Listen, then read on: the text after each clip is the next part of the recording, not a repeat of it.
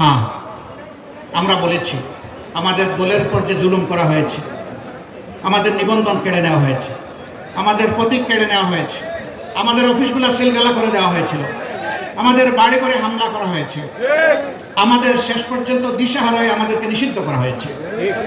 এই যে জুলুমগুলো করা হয়েছে, আমরা বলেছি আমরা তার প্রতিশোধ নেব না।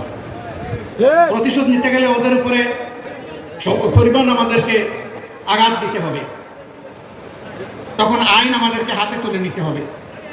সমানে সমান হতে হলে ওদের অস্তিত্বই গুঁড়া হয়ে যাবে। আমরা তা করব না, আমরা আইন হাতে তুলে নিব না।